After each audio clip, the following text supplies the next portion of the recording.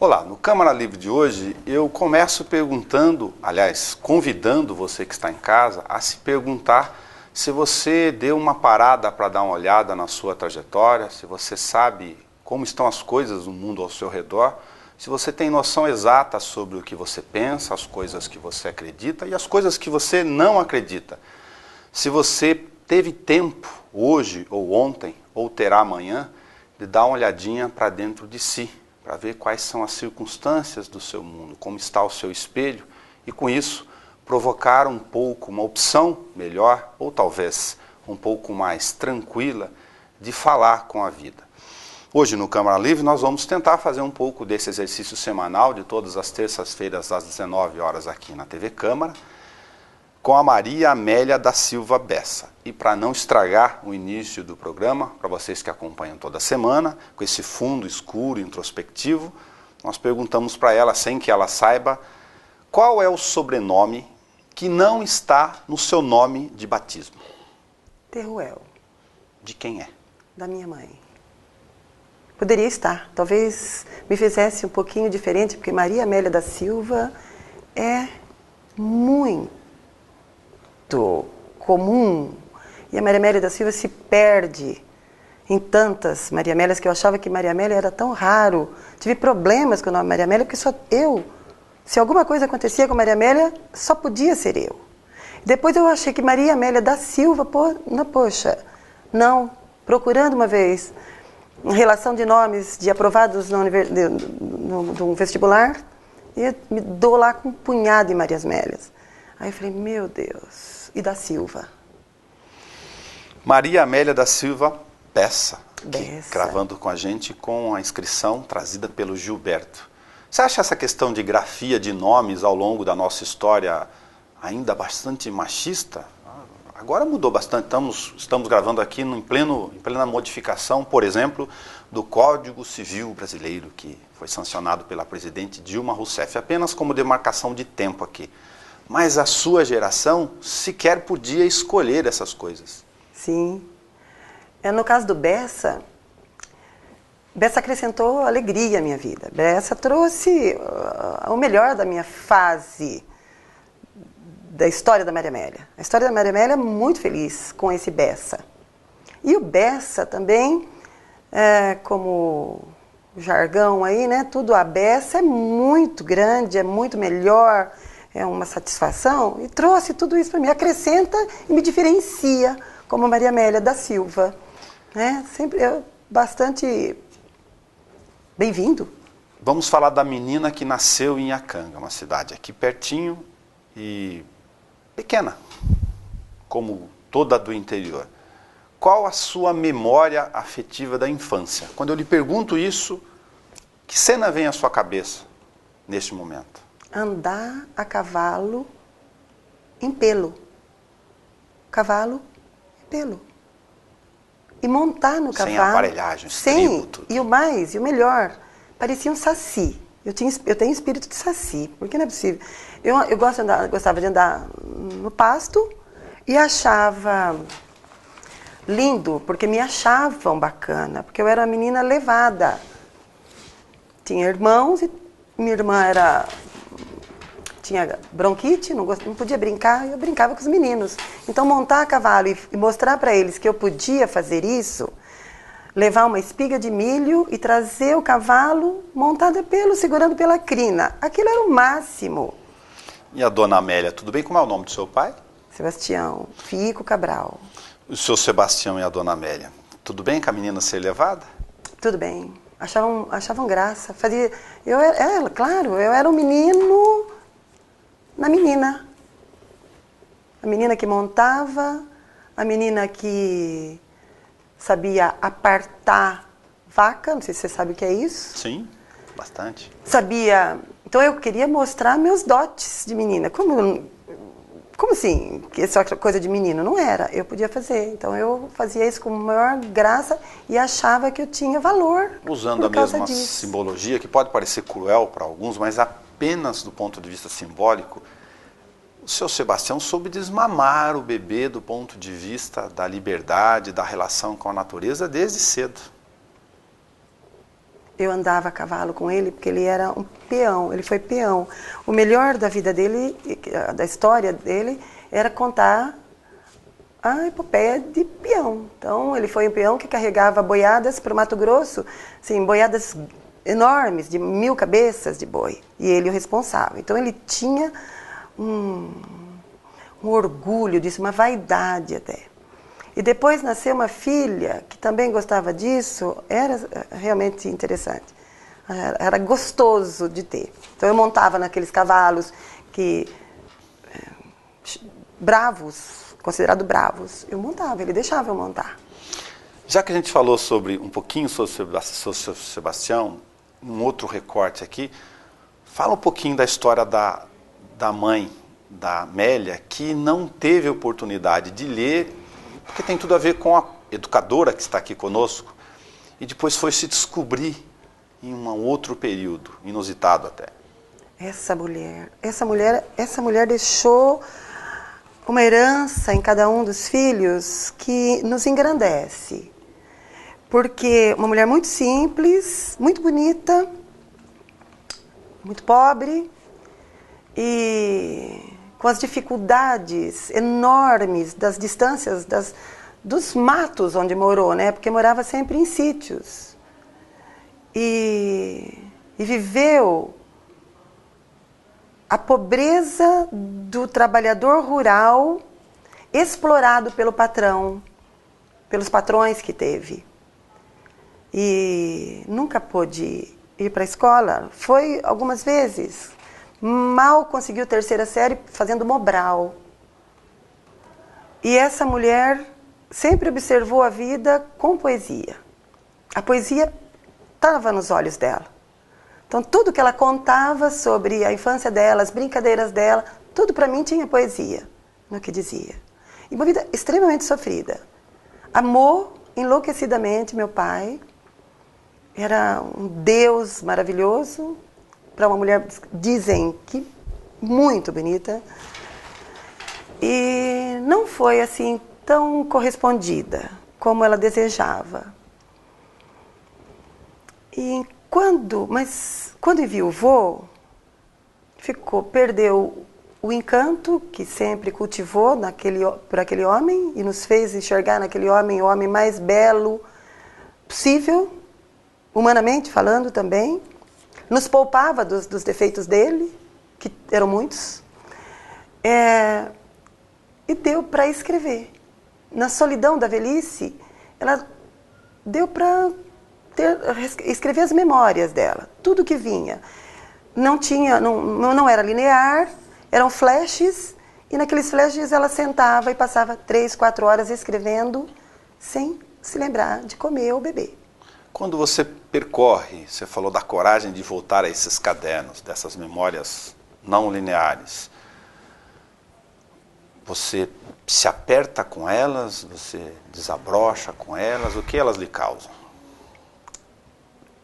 Ali está uma mulher que é mais do que minha mãe.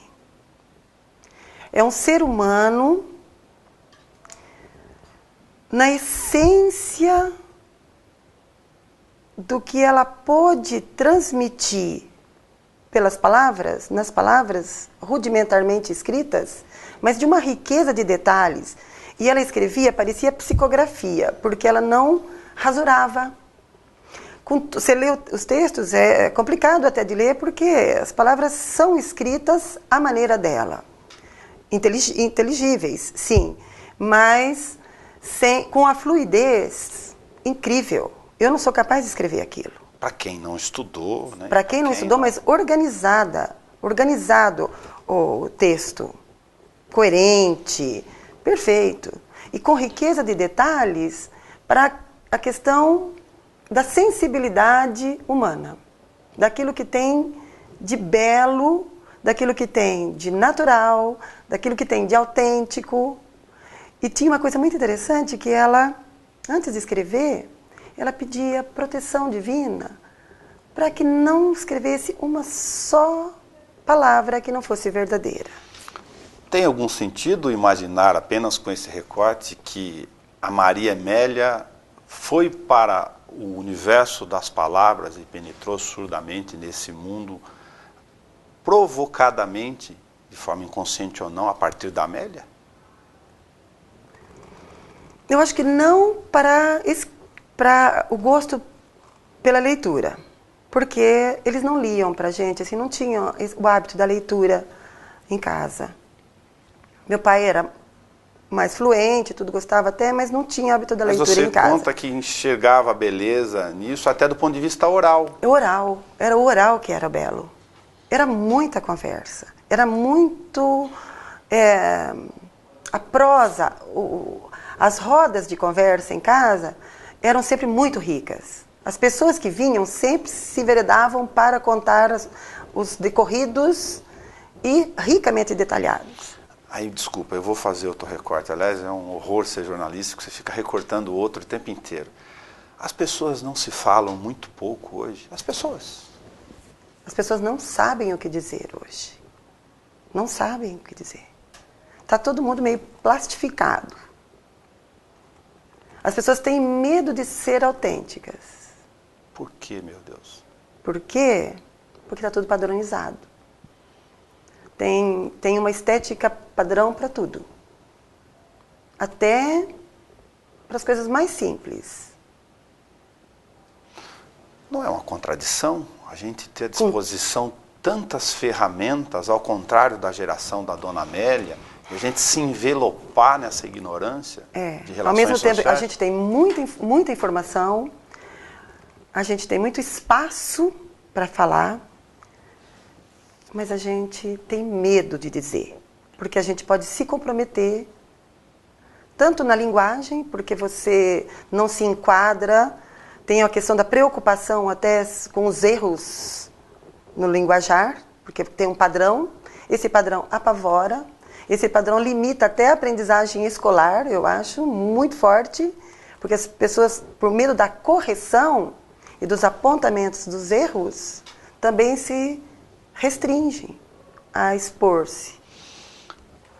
Maria, principalmente por meio da escrita. Maria, a gente vai percorrer outros recortes aqui da sua trajetória, mas me veio um agora na cabeça que está me incomodando. E eu vou desincomodá-lo. Mulheres fortes do ponto de vista de conteúdo, que têm a questão filosófica do ponto de vista das relações sociais bastante exacerbadas ou consolidadas, como você, geram medo. Nos homens, sobretudo. Você já pensou sobre isso? Eu não. Mas eu já ouvi muito isso. Eu já ouvi de pessoas muito próximas de mim. Você me dá medo. Eu ouvi. E me incomodou o medo, porque não é possível que eu possa causar medo em alguém. Jamais. E que medo é esse? Medo do quê? Medo de eu expor alguém na provocação? No caso dos homens, medo de não serem, aspas, um monte de aspas, fortes em relação às mulheres. O homem foi criado para ser... Mas que forte é esse que tem que ser? Então, exatamente. Né? Que forte. Está tudo errado. O pior de tudo é que quem cria homem, quem cria esses homens que nós não queremos, somos nós mesmos, as mulheres. Isso é o pior de tudo. Como já dizia o Ângelo Gaiarsa, todo problema da humanidade é por conta das mães. Os homens são mal criados porque as mães criam eles ao modelo, à semelhança daquilo que elas tiveram como exemplos de homem. O que quase aos 20 anos você foi fazer ou foi buscar em Assis? Eu fui fazer faculdade. Olha que coisa. Eu mal sabia escolher o que eu queria. Mas eu fui feliz porque eu prestei o primeiro vestibular e passei. E fui tentar ser alguém. Olha que coisa maluca, ser alguém, né? Como se a gente estivesse buscando, opa, vou ser alguém. Você acha justo que crianças, sem querer infantilizar essa faixa etária aqui, mas até do ponto de vista filosófico, que crianças com 16, 17 anos decidam o que vão ou o que querem fazer, quando vão fazer o que a Maria Amélia foi lá, um pouquinho além, mas aos 17, o que é pior? Não estão sabendo ainda o que querem. Mas foram criados nesses 13 anos de escolaridade, contando um pouquinho da educação infantil, ou, né, uns 15 anos, vamos dizer assim, da educação infantil. Imagina, 18 anos, desde os 3 ele já está na escola. E desde os 3 anos ele está sendo ensinado para ser alguém. E ele precisa escolher o que fazer. Ele chega o vestibular assim e bate na porta de repente. Opa, o ano que vem tem vestibular, é ano de vestibular. O que você vai fazer? O cara escolhe dentre as profissões os que podem, aquelas que têm melhor reconhecimento público, social. Aquelas que têm um retorno financeiro, que de alguma forma bota o cara, integra, né, o cara a uma sociedade, a um extrato social por conta da profissão. E essa ascensão social é o grande sonho, a esperança de todos por meio da escola. Porque a escola favorece, pode vir o sonho que ela consiga nos conduzir a uma melhora, a uma ascensão social. Os que já estão nos estratos sociais de ponta, né, na ponta da pirâmide, muito tranquilo. Mas os que estão cá embaixo, quando são despertados para isso, ou quando não conduzidos para isso, para que façam, porque às vezes até a própria família determina o curso para o cara fazer. Ah, não, você tem que ser isso. Na nossa família ninguém nunca foi. Nós não temos ninguém. Nós só estamos dando todas as condições para você estudar, para você ser alguém. Maria, é complicado. Mas se o governo entendesse, filhos, que são homens públicos que estão lá, filhos de famílias como as nossas, que muitas meninas e meninos peraltas do interior só conseguiram sair do lombo do cavalo, sem estribo, para essa escala de estratificação social através do conhecimento. E a única coisa que ele precisa tentar fazer é oferecer uma boa condição para educar. Mas se você educa todos, falta mão de obra, não sustenta a riqueza da minoria, que precisa dela e faz tudo para que ela permaneça como está. O jogo é sujo. E nós sabemos que é sujo. Aí é que está o problema. E quem quer encarar essa sujeira para limpar isso aí? Aí você tem que dar a cara a todo o público e dizer, eu me apresento. Governos foram feitos para fazer escolas ruins para manter status quo. Ah, sem dúvida. Da divisão social. Sem dúvida, sem dúvida. Mas cabe a cada um de nós que identifica isso, reconhece isso, fazer alguma coisa, onde estiver, na célula onde estiver. E a questão da onipotência, onipresença e onisciência, né? Adorei. Eu adorava pensar nessa história da onipotência, onipresença e onisciência. Eu falava, gente, acho que Deus é isso. Deus é isso. Como pode saber tudo, ver tudo, né? Estar em todos os lugares? Pode, porque está em cada um de nós. Você acredita? Eu acredito. Eu acredito que eu sou isso. Essas 3 coisas, esses 3 poderes de Deus, está em cada um de nós. Que queira representar essa importância, esse valor, essa condição humana sagrada, se é que existe o sagrado, que para mim faz muito sentido, porque é o próprio gosto que eu tenho das sensações que eu vivo, da beleza, da poesia que eu enxergo nas coisas, é um caráter divino em mim. Eu não quero transformar o próximo comentário, o próximo recorte em uma tabela, até porque seria cruel e equivocado. Mas você tem na sua trajetória 4 mulheres ao seu redor, 4 filhas. E a menina Maria Amélia, menina moça, descobriu essa beleza, esse elo da relação com a vida, quando tinha apenas 21 anos. 21 anos. Mãe aos 21 anos. Se a sua filha, caso seja real aqui essa circunstância, de 20 ou 21 estiver na sua frente agora, o que você diz a ela sobre essa experiência?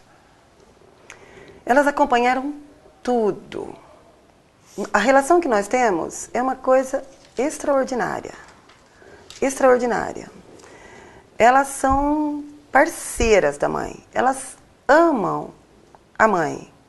Porque, acho que talvez por ter sido mãe muito cedo, muito jovem, e ter enfrentado assim, separação, o crescimento das duas que estavam comigo, tal, a gente foi muito parceira.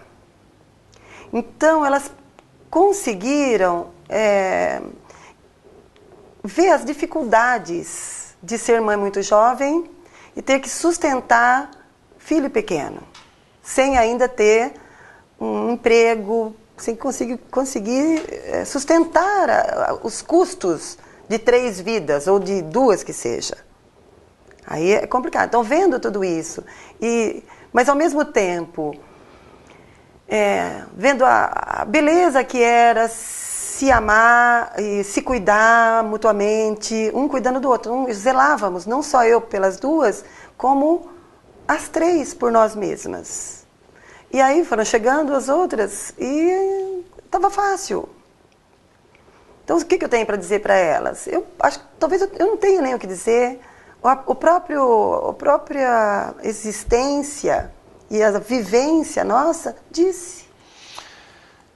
Entre Assis, Araraquara e a Canga de origem, e depois Bauru, no concurso público, para a gente não perder muito espaço com essas citações só do tempo, houve um período em que uma mulher tinha uma menininha de 2 anos num braço e outra de 6 à mão. Uhum. E sozinha. Sozinha. E 27 anos. Separada.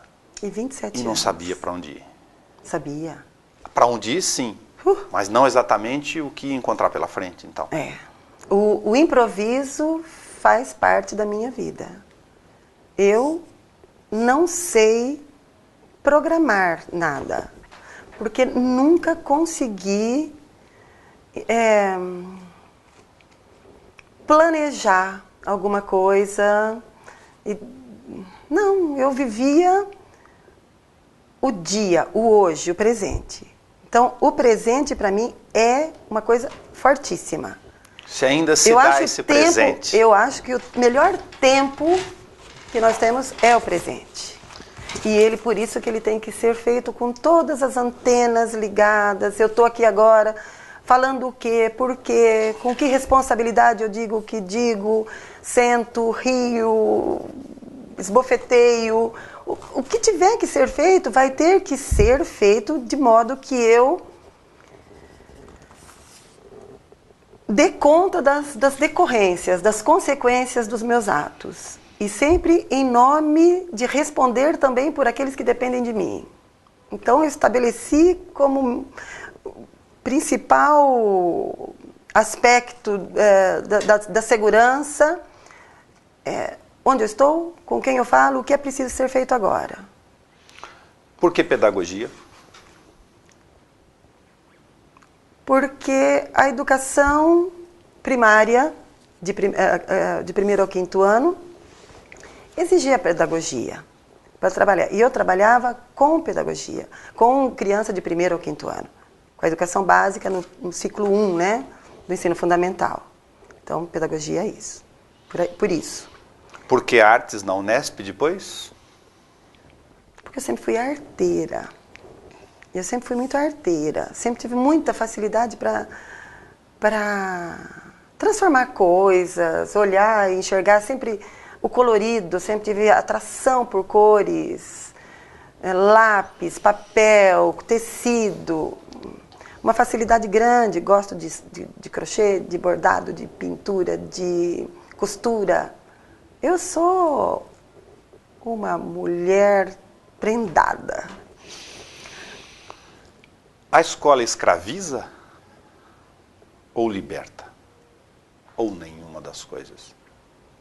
A escola escraviza quem não sabe o que foi fazer nela. Esse é escravo da escola. Porque o trabalho com educação é um trabalho que exige consciência política.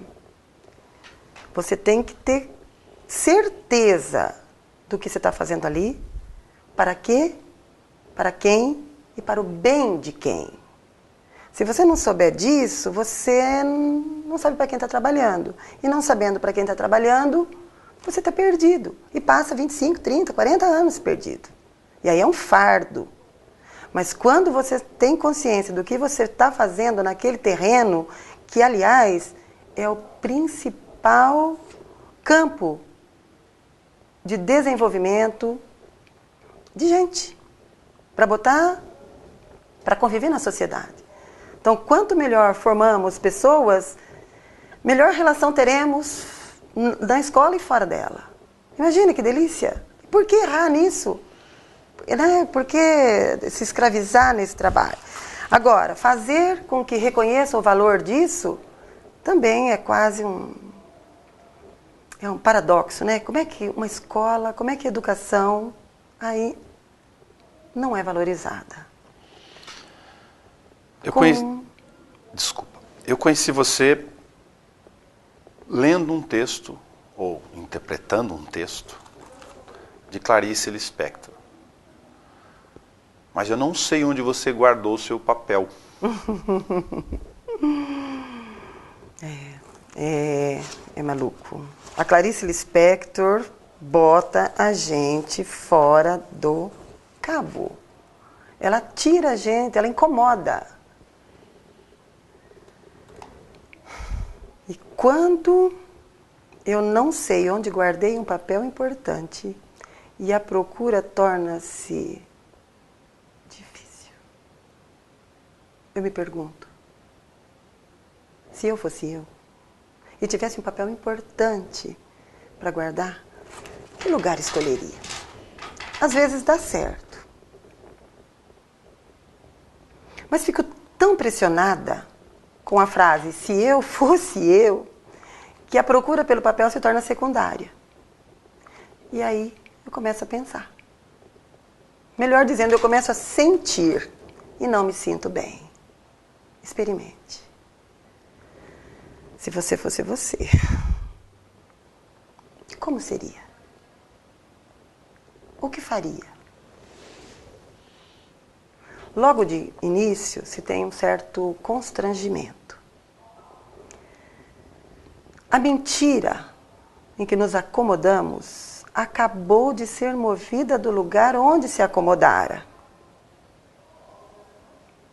No entanto, já li biografias de pessoas que, quando passavam a ser elas mesmas, mudavam inteiramente de vida. Se eu fosse eu, na verdade, se eu fosse realmente eu, os amigos não me cumprimentariam na rua, porque até minha aparência teria mudado. Como? Eu não sei. Metade do que eu faria se eu fosse eu não posso contar.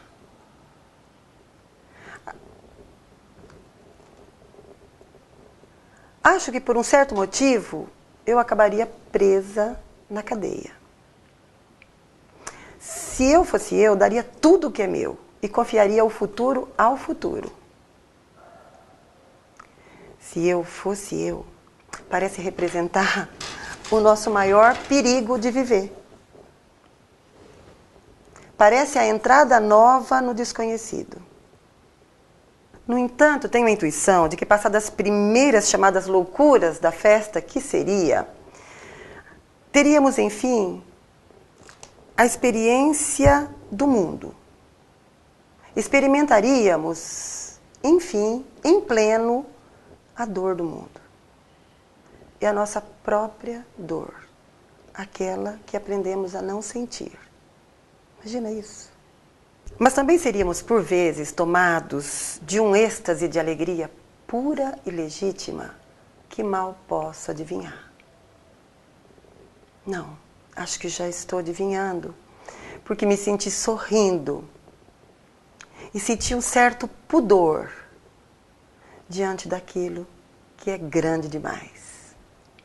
Olha, Clarice, isso é Clarice Lispector. Se eu fosse eu. É um sentimento muito grande, descobri. Sentir pudor diante do que é grande demais, porque encontrar-me comigo mesma é alguma coisa inimaginável para muitos de nós. Imagina, quando ela diz, por exemplo, que se eu fosse eu, representa o nosso maior perigo de viver. Isso retoma aquilo que a gente estava falando sobre as pessoas não conversarem mais tanto, não se abrirem, não se deixarem externar-se a si mesmas, nos gostos, nos desgostos, nos contragostos, na ridicularidade de ser o que é, né? Ser o que é. Olha, que maluco. E a vida fica assim, sem autenticidade, previsível. Sem gosto. Sem gosto, sem sentido. Você não tem nunca confiança de que você esteja realmente falando e sendo ouvida pelo interlocutor. Porque é tão plástico que existe até cursos. Imagina você, existe tutoriais para você fazer entrevistas, para você falar em público, para você isso, para você aquilo. E todo mundo compra e usa os mesmos tutoriais. Deixa eu fazer 2 recortes com você, alguns deles num sentido mais objetivo aqui. Vou ter que te provocar para tentar fazer com que você seja curta para eu poder aumentar a listinha. Quem é a Amélia para você? Eu falo da mãe. Mãe. Eu me dei conta, depois da morte dela, que ela é gigante. Ela é gigante. Ela é gigante. É como se eu me reportasse a ela sempre, sempre. Muito do que eu tenho feito depois da morte dela tem alguma relação com ela. Acredite, nem eu sabia que eu gostava tanto dela assim. Eu passei a ter admiração, gratidão,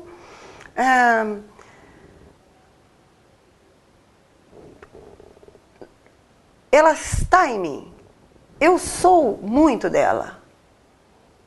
E isso é louco, porque nem tudo dela eu apreciava. E nem tudo que eu apreciava nela,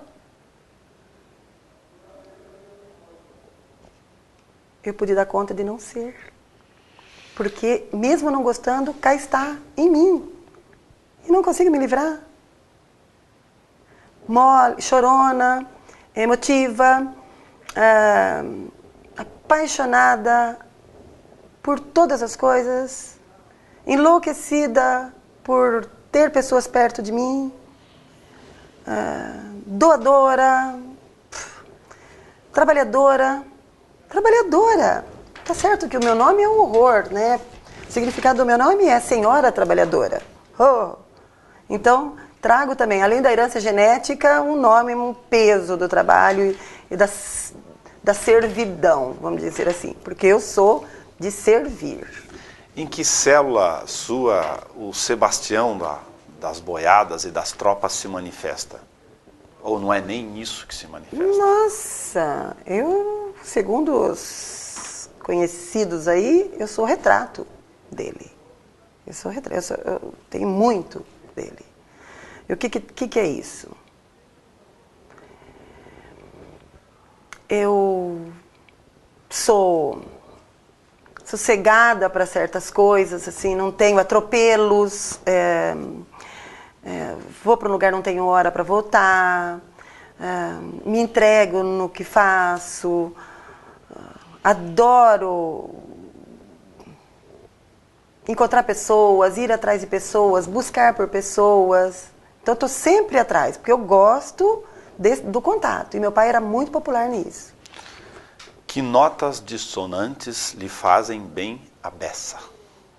Notas dissonantes. Eu estou provocando. Eu sou muito dissonante. Eu sou muito dissonante.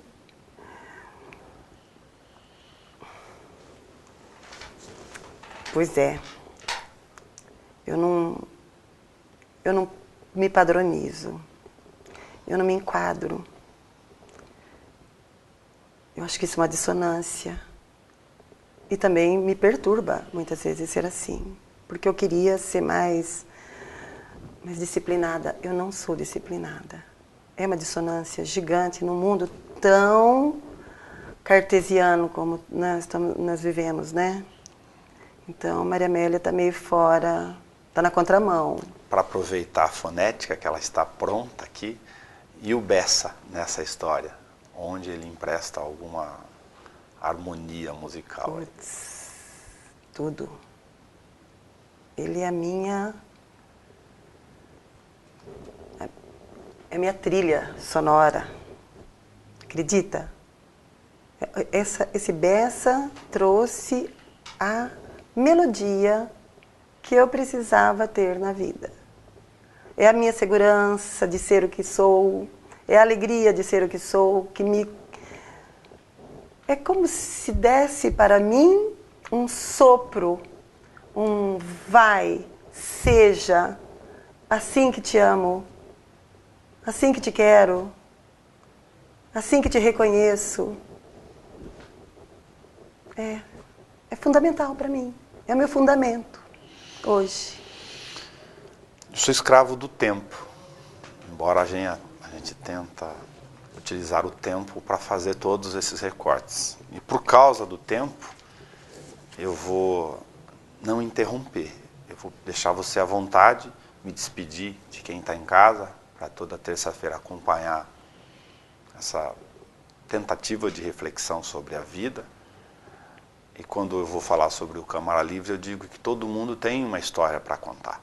Uhum. Todo mundo tem uma ideia, um sentimento e algo que move as pessoas dentro de si.